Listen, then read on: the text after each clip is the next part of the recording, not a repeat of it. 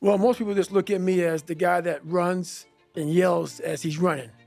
And that's, while I do that, to motivate people, but people don't understand that my day is broken up into segments. I work out, I eat, I sleep, but I spend most of my time studying. So like, I'm in the medical world, I'm a, paramedic in Canada, but I spend a lot of my time trying to nuke every single thing about it, because I'm not trying to just be a paramedic, learn about veins and arteries and how the heart pumps and stuff like that. I'm trying to learn to the point where I can save someone's life. And even though paramedics are doing that all over the world, I'm trying to be that paramedic that can really dissect exactly what's going on and figure out, what medication goes where. Just trying to learn, the algorithm of what's going on, man. So I'm not a real smart guy. And what I mean by that is I was born with ADD, ADHD. My brain cannot retain information. I'm not some genetic freak when it comes to running, when it comes to lifting weights. I am absolutely the bottom of the barrel. And people will never believe me. And they can just, whatever, believe what you want to believe. So when you ask me this question about what does studying look like for me, I have to go over the same page over and over and over and over again. While Jennifer can look at that page while she's, quizzing me, she'll learn it right then as she doesn't know anything about it. She will quiz herself or quiz me and learn it as she's quizzing me. It's the most frustrating thing in the world how my brain works.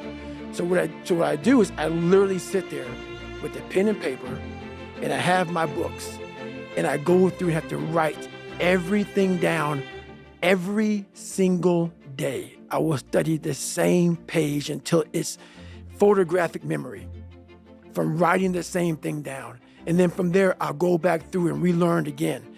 So I'll learn the bulk of it, but then I'll go through and learn the small things within that. So if it's a medication, I'll learn what the medication does. I'll learn how to even say the medication. Because these medications aren't like albuterol. No, it's very big words. So I'll go through, learn how to say the name. Then I'll go through, learn what the dose is. Then I'll go through, and this is like every single day. So not like, oh, I got it. Let's just go through. No, nothing is I got it. Every single thing. So I can't wait to get in this conversation because everything I do in life, it sucks. Everything I do in life, it sucks. That's why when I was 300 pounds and 24 years old, it wasn't like I had some big epiphany of, let's just go be a Navy SEAL and let's lose some weight. No, I knew my entire life was going to be a struggle, which is why I just ignored it.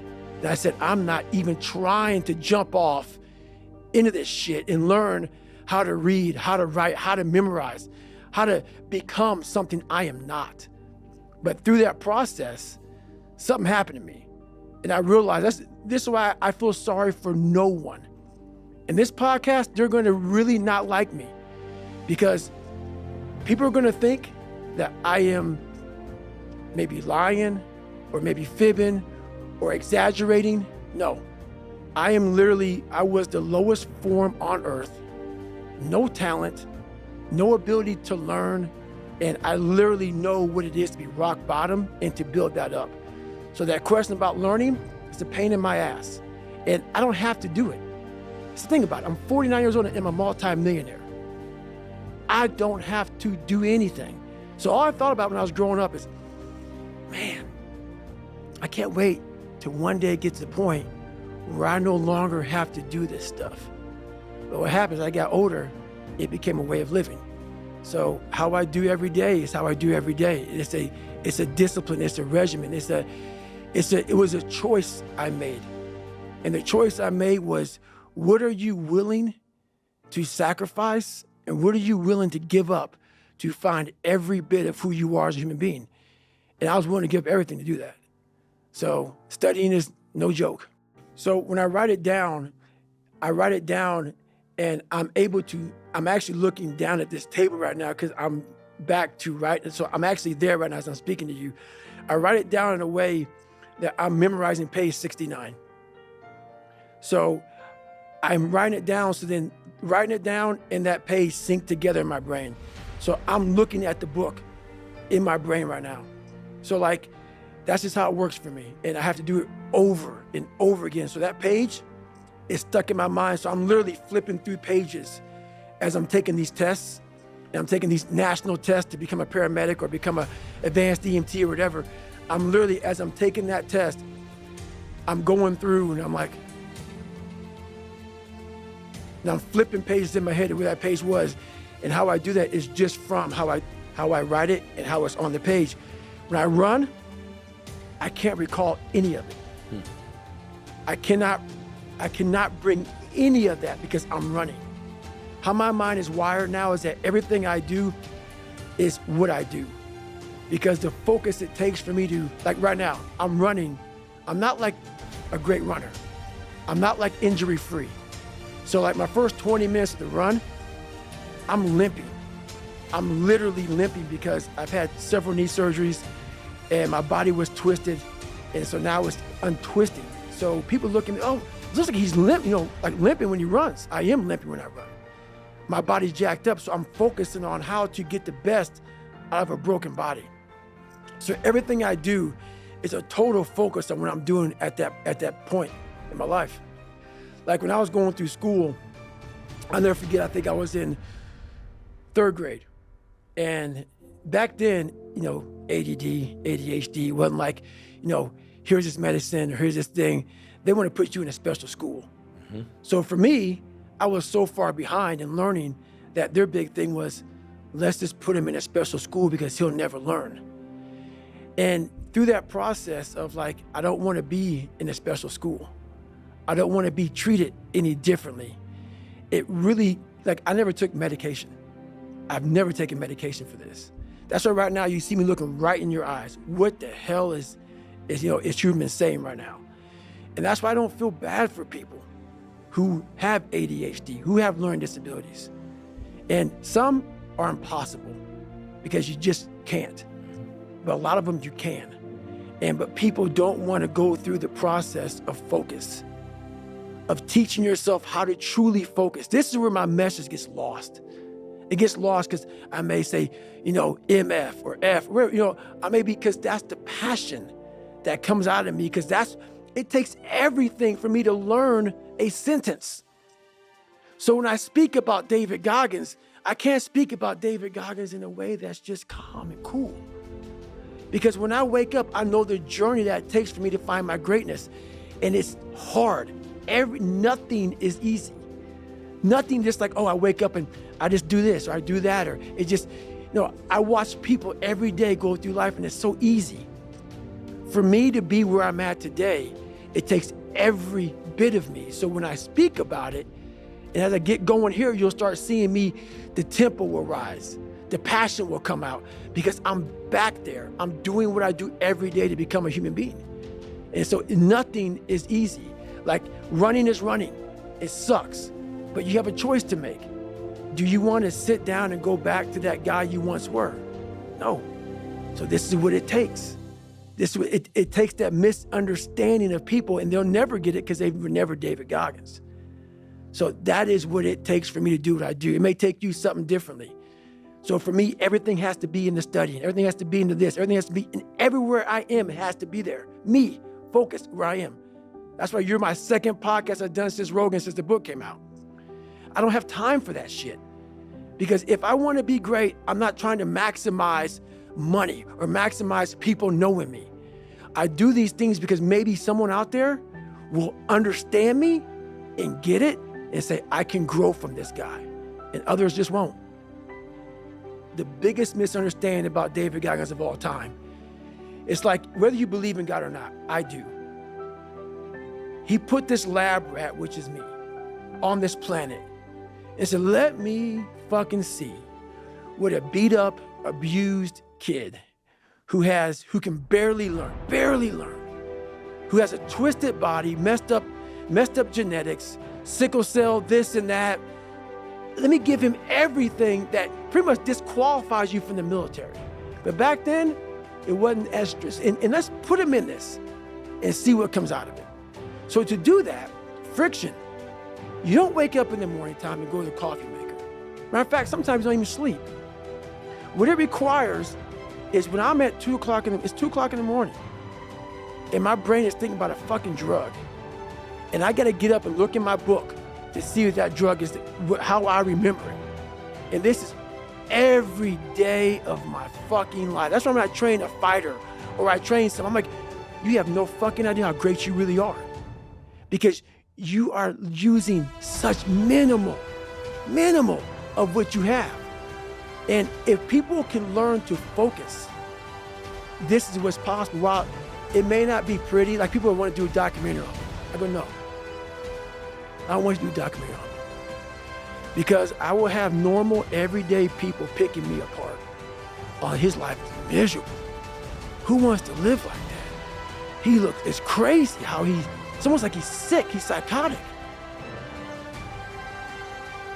The most frustrating thing in the world for me is when normal people judge a man like myself on what it really takes to extract greatness from nothing. It takes every bit of who you are if you choose that route. If you don't, Merry Christmas, do what you gotta do. But yeah, all these things for me, like I told you, man, I'm gonna keep it real. I'm not coming here to talk about perform without purpose. Because I go through, when I write these books, I try to dumb down David Goggins. How can I give normal people, and I'm normal, but I found something that most don't want to find. How can I speak to people and give them something from this crazy psychotic brain that I've developed? How can I give them that? So I sit down with Jennifer for years and write down perform without purpose, callous your mind, armor your mind, the cookie jar, the accountability mirror, shit that people can fucking use in their lives. No. I'm glad it helps you, but the barbaric life that I live, that you have to live, the almost obsession that you must have to be great, you can't put that shit in a fucking book, bro. You can't put it in a book. You can't write about it. It has to be experienced. It has to be experienced. And you can't even, after you experience it, to write it in a book, it would seem like he needs to be locked up. Too gory. It's too gory. It doesn't make sense for a guy that every second of the day, he is trying to extract more from something.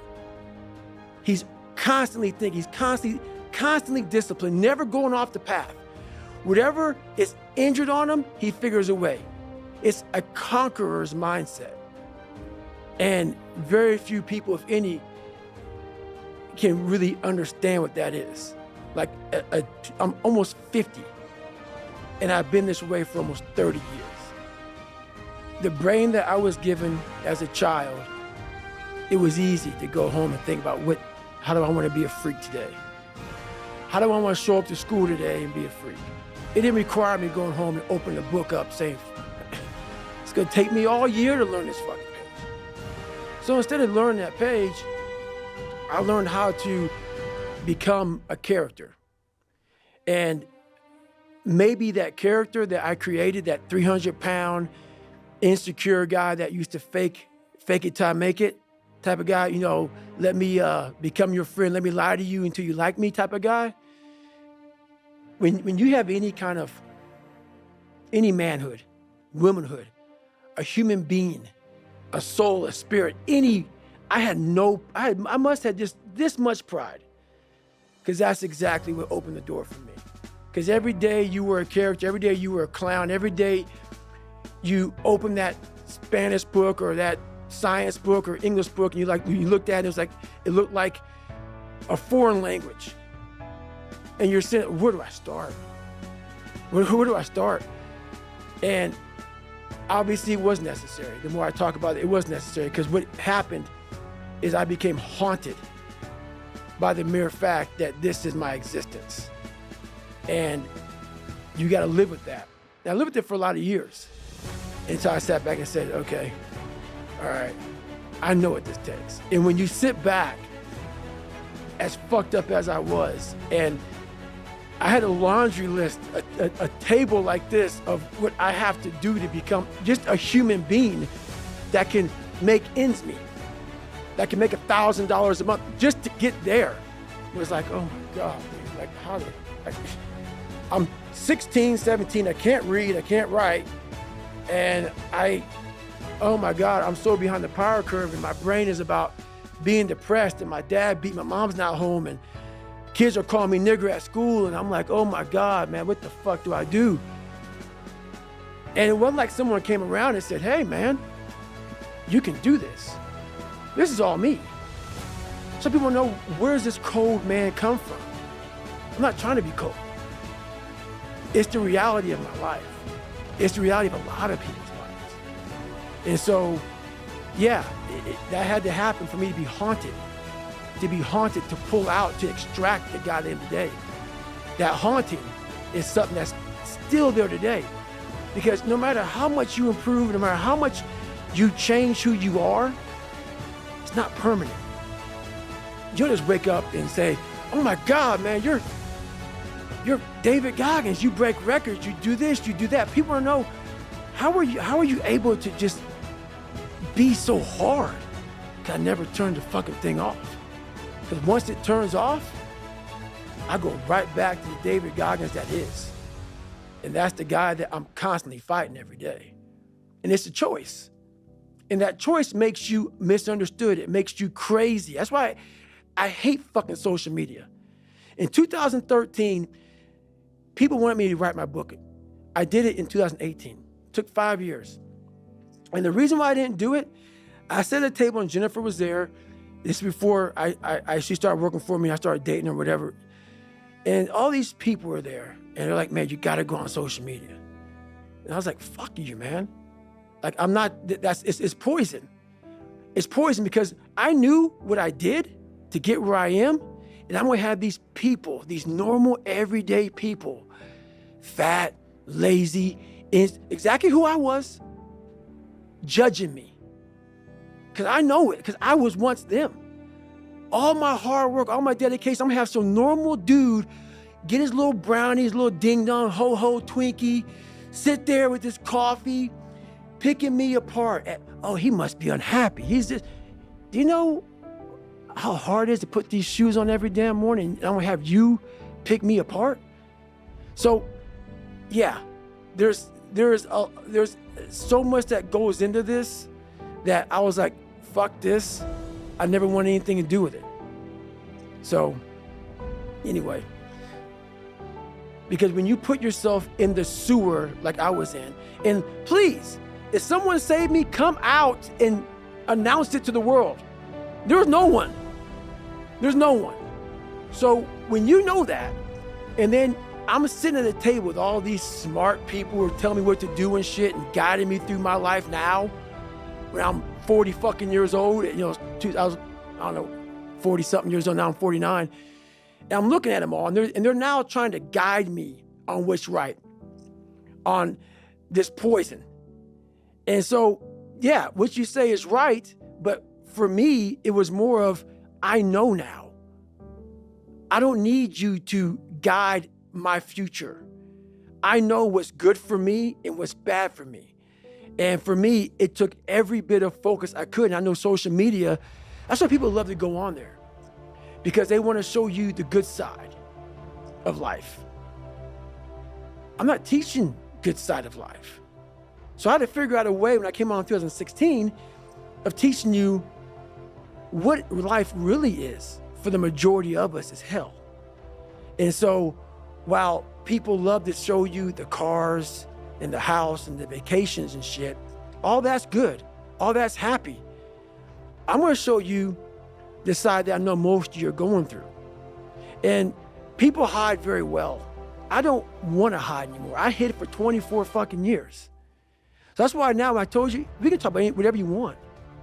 Because as human beings, the first thing we have to learn, I also stuttered real bad growing up. So if you hear me stutter every now and then, it's because that was part of my life also. So it's funny, human beings want to show you the best side, and they want to hide the worst side. For me, I'm going to teach you how to be vulnerable. I'm going to teach you how to Because that's the only way you fix yourself. You don't fix yourself by coming out here and me selling you some fucking books. That's why I don't have them. I forgot them. I'm glad people got something from the book. I want you to learn that the only way you grow is how to look at yourself and say, okay, like I did. Table longer than this. What the fuck I have to do to get some? There was nothing good on there. Nothing. Yeah, I love playing basketball. I left that out. That's something I love to do. I don't care about that. That didn't make the fucking list.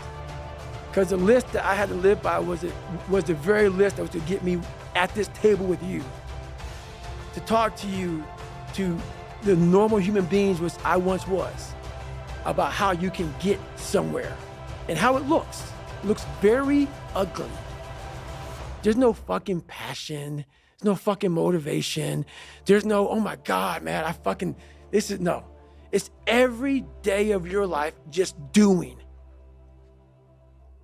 No passion, no discipline, no motivation. Yeah, all these words, I hate that so many people fucking use these words now because it's watered. It's someone sitting in the room by themselves and they figure themselves out and say, God, this is gonna fucking suck. Where's passion when you're 300 pounds? Where's the motivation when you can't read and write? Where is it? So how did this happen? I just fucking did. I just did. I said, maybe at the end of this journey, there'll be something there for me. If not, I can read. If not, I'm 185 fucking pounds. There's no magic potion. There's no, oh, let me wake up and look at some shit. No, all those words are overused. They're bullshit. It's all bullshit. Just do. You're living. How do you want to live? How do you want to die? How do you want to fucking be remembered? Which is why when I speak to people, I have to figure out a way to resonate with them. Because all I want to say to them is, let me teach you the real life, how it really is. The reason why you're a loser, and the reason why you're not fucking making it, and the reason why you're trying to go to I go to all these fucking conventions, speak all the fucking time. I look in the fucking audience, and these people sign up, fucking every year, go to convention, thinking they're gonna learn something fucking different. No, you're lazy, you know exactly what to do. Because even me, in my state of, I can't read and write, I knew exactly what to do. It just sucks doing it. It sucks to do it. It sucks to wake up every morning of your life and say, God, man, I'm not smart. So guess what I gotta do? I gotta study the same shit that I got one of the highest scores in the nation on, and do it again. It's not just there. It's not just there permanently for me. So yeah, it's all stick. It's all stick. The only carrot you have is like, maybe. Because whenever I take these tests that are real hard, in the back of my brain, it's like, the good chance you're not gonna make it, Goggins. This ain't you, bro. This ain't you. You weren't born like this. This ain't you. The real you, bro. Study all you want to, but the second that fucking computer comes on with 150 questions, this ain't you, man. And somehow, comes back, I passed. Passed again. But that real me back here every fucking time is saying, that ain't you, bro. That ain't you. And I have to outwork that voice. When I'm taking that test and I get to a question, I don't fucking know the answer, I'm like, fuck, man. And then say, I told you, man, that ain't you. You're 300 pounds, man. You sit at home, you figure out how to do your hair. That's what you do. How to come to school with the reverse baldness when you're 16. That's you. So there is no get out of jail free card. This is why I say stay hard. Because when you weren't given the gifts, the only thing you can do in life is stay hard. And I know people cannot stand me. They can't stand this talk. This is all you can do. There's no magic pill or a magic potion. all you can do is outwork the man that God created or woman in you. And what that looks like is unfun. That's why I said, do not do a documentary on me. Because people will not see the truth. They will see what they want to see. I don't want to live like that. Good. Good. And you will live exactly the way you live now, questioning who you are, wondering what is possible, wondering what you are capable of doing. That's how that looks. Or you can be me, which, am I happy? I don't know. Never really thought about it. Don't really care about it. Because all I really cared about was when I looked in that fucking mirror, I saw a piece of shit. Happiness wasn't on the mirror at 16 or when I was 300 pounds. It wasn't like, oh, I'm looking for happiness. No, I'm looking myself in the mirror and saying, all right, motherfucker, you did it again today. And as I got older and older and older, that started to go away. And I started to create, I had all these people that I used to watch. Rocky was one, Barnes, Elias from Platoon, Jack from A Few Good Men, you know, he's on the stand going crazy. I saw a lot of these characters that I looked at and I was like, man, I ain't got none of that. But they were characters. After a while, I lived a life so disciplined that everybody that I once looked to, these fake characters, I built that as a man. And when I was younger, I had this image in my mind of what does a man look like to me? And I got all these people who were badasses, characters. And in my mind, I became that. And that's what kept me going a lot, was I had this pipe dream of becoming a little bit of this and a little bit of that. Because when you have no parents raising you and you have no role models growing up, it's not daydreaming. You start to create a reality like, maybe I can be that. And after becoming this guy, that is the biggest thing I can ever do in my life, is I became that guy. That I once looked at all these guys, now I look at myself like, God, who the fuck can do that? I can. But what it takes is a discipline that no one can ever even, they don't understand it. They don't understand, but everybody has the ability to do it, but they just don't want to. They want to keep asking questions and keep going to seminars. And the greatness is right in you. And that's why, once again, I'll say this a million times here, I do not feel sorry for you. I will not sugarcoat what I'm going to say to you, because all of you know what I'm saying is the truth. So it's a choice that people have to make in life. But what's so funny about it is even the richest of rich, who have everything, they always ask me this question. I feel like I'm missing something. I don't feel like I'm missing shit. I don't have what you all have, but you'll never in my life hear me tell you I'm missing something. Everybody is. They're missing this feeling. I found it a long time ago. I found it right there in that willpower thing. When you're nothing,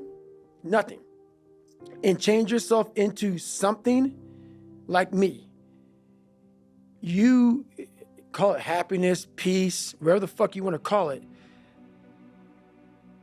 People are missing exactly what went on with David Goggins. Why don't you smile? I do.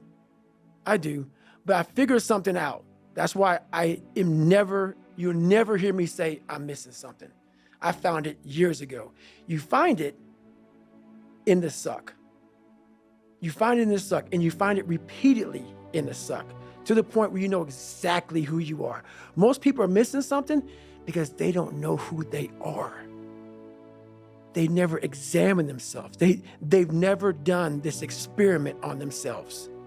The lab rat, we're all lab rats, but you're also the scientist. You create your own self. Most people are missing something because there's so much trapped in there.